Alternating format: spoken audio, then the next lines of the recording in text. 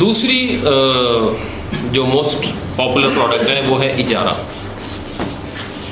اجارہ میں ہم دیکھتے ہیں بہت سارے لوگوں نے مثلاً گاڑیاں لیز کرائی ہوں گی. لیز کے لیے عربی کا لفظ اجارہ استعمال کرتے ہیں. اس میں یہ ہوتا ہے کہ آپ بینک کے پاس جاتے ہیں,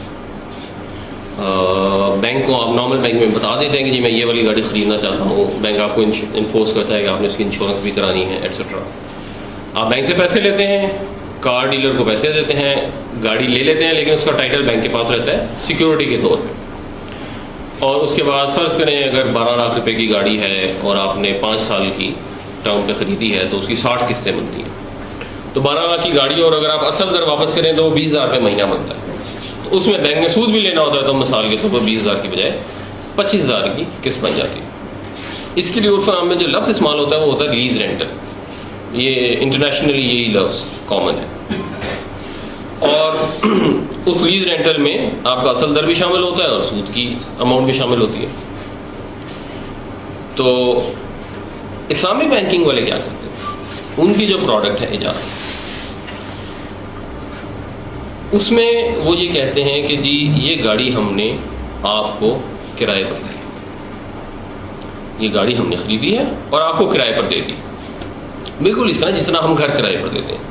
اور جب ہم گھر کرائے پہ دیتے ہیں تو اس میں اسلامی لحاظ سے کوئی ایشو نہیں ہے, کیونکہ گھر کرائے پر دینے میں ادھار کا معاملہ نہیں ہو رہا. یعنی اگر سود کی ہم سادہ ڈیفینیشن کو سمجھ لیں کہ ادھار کے معاملے میں کوئی زیادہ لیا جائے گا تو وہ سود ہے. تو جب ہم گھر کرائے پہ دیتے ہیں تو ہم کچھ ادھار نہیں دیتے.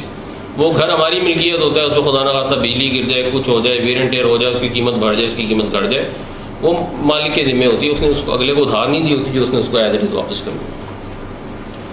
اور ادھار بھی ہم اس چیز کو کہتے ہیں جس میں ہم اصل مال کو ایز اٹ از واپس لینا ایکسپیکٹ کرتے ہیں. تو یہ کہتے ہیں کہ جی یہ ہم نے جو گاڑی ہے آپ کو دی ہے بیسیکلی کرائے پر, اور آپ نے آپ سے کرایہ لینا. اچھا اب آپ کرائے پر دے سکتے ہیں گھر کو, گاڑی کو, آپ اس کا کرایہ کچھ بھی رکھ سکتے ہیں, مانا 10,000 روپے بھی رکھ سکتے ہیں, 20,000 بھی رکھ سکتے ہیں, 25,000 بھی رکھ سکتے ہیں, اس میں کوئی مسئلہ نہیں.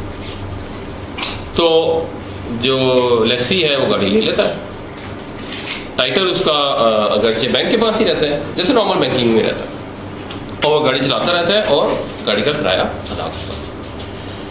یہاں تک اگر اس میں غور کیا جائے تو یہ بالکل پرفیکٹلی اسلامک پروڈکٹ ہے, اس میں کوئی ایشو نہیں.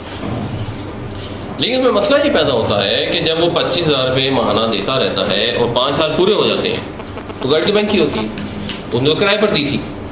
تو اس کے بعد بینک گاڑی واپس اگر رکھ لے اور لیسی اپنے گھر چلا جائے تو وہ سوچتا ہے میں نارمل بینک سے کام کروں گا تو اس میں تو 5 سال بعد گاڑی میری ملکیت ہو جائے گی. جو بھی اس کی ریزیڈول ویلیو ہے, 12 لاکھ کی گاڑی تھی, 5 سال ہو تو 6 لاکھ کی رہ جائے, 7 لاکھ کی رہ جائے. اس پر پھر بینک والے ایک ٹرانزیکشن اس میں ایڈ کرتے ہیں, اور یہ ٹرانزیکشن اگر کوئی پہلی دفعہ سنے تو وہ شاک کی حالت میں چلا جائے. وہ ٹرانزیکشن یہ ہوتی ہے کہ ہم 5 سال بعد وہ گاڑی آپ کو گفٹ کرتے ہیں. تو ایک دفعہ آدمی حیران ہو جاتا ہے کہ یہ کس قسم کی بات, آپ نے گاڑی کرائے پہ دی تھی, کرایہ ختم, آپ گاڑی واپس جائیں, 5 سال گاڑی گفٹ کرتے ہیں. اس کی وجہ وہ یہاں بیان کرتا ہے کہ اصل میں بینک تو اپنا اصل رقم بھی لے چکا ہوتا ہے, مناسب نفع بھی لے چکا ہوتا ہے, اس کو گاڑی کی ضرورت نہیں ہوتی, اس لیے وہ گفٹ کرتا ہے. اگر آپ نے اس کو گفٹ کرنی ہے تو آپ ای ڈی والوں کو گفٹ کر رہے ہیں, اس بندے کو کیوں گفٹ کر رہے ہیں. یعنی ایگزیکٹلی ہو بہو وہی ٹرانزیکشن بنا لی جاتی ہے جو ایک نارمل بینک کی ٹرانزیکشن ہو. اور اگر اس طرح کا گفٹ کرنا کسی کو ایکسیپٹیبل ہے تو اس کی ایک بڑی آسان سولوشن بھی ہو سکتا ہے کہ مثال کے طور پر ہم بینک شروع کریں جس میں ہم لوگوں سے کہیں کہ آپ ہمارے پاس پیسے رکھوائیں. فرض کریں آپ 1 لاکھ روپیہ رکھوائیں ہمارے پاس 6 سال کے لیے, اور ہم ہر مہینے آپ کو 1,000 روپیہ گفٹ کر دیا. تو اگر وہ گفٹ الاؤڈ ہے تو پھر یہ گفٹ بھی الاؤڈ ہوگا, کیونکہ وہ یہی لکھتے ہیں گفٹ دینا تو آپ کی مرضی ہے, آپ جس کو مرضی گفٹ دیں. تو بینک آپ سے اگر یہ کہتا ہے کہ آپ 1 لاکھ روپے ہمارے پاس رکھتے ہیں 6 سال کے لیے, ہم ہر ماہ آپ کو 1,000 روپے گفٹ کیا کریں گے by our free and sweet will, تو پھر اس میں تو کوئی مسئلہ نہیں. تو جب اگر اس میں کوئی مسئلہ نہیں ہے تو اتنی لمبے کھیڑ میں جانے کی ضرورت نہیں. اس ٹاپک کے اوپر آپ پی ایچ ڈی کر رہے ہیں, بڑی بڑی کانفرنسز کر رہے ہیں, آپ نارمل جو بینکنگ ہوتی ہے اس میں انٹرسٹ کا الفاظ کاٹ دیں, اس کے اوپر لکھ دیں گفٹ, تو ساری نارمل بینکنگ حلال ہو جائے گی اور وہ اسلامی بینکنگ ہو جائے گی، تو اتنی لمبی محنت کی ضرورت ہی نہیں پڑے گی۔ تو یہ بنیادی طور پہ اسی طرح ہے جیسے آپ اللہ کی احکامات کا، اللہ کی آیتوں کا مذاق اڑائیں۔ It's just like a joke. 5 سال پورے ہو گئے، ہم نے آپ کو گاڑی گفٹ کر دی، کیوں کر دی؟ ہماری مرضی، کیوں گفٹ نہیں کی جاتی۔ اور مزے کی بات یہ ہے کہ یہ اس کو بیان بھی کرتے ہیں، صفحہ نمبر 158 سے لے کے 161 تک انہوں نے اس کو ایکسپلین بھی کیا کہ اصل میں یہ جو گفٹ ہے، یہ اگر آپ نے کانٹریکٹ میں لکھ دیا، ایز اے کنڈیشن ڈال دیا، تو یہ انویلڈ کانٹریکٹ ہے اور یہ حرام ہے۔ اور پھر اس کا جو انہوں نے سولوشن نکالا ہے، وہ سولوشن بھی سن لیں۔ دی ایگریمنٹ آف اجارہ itself should not be subjected to signing this promise of sale or gift, but the promise should be recorded in a separate document۔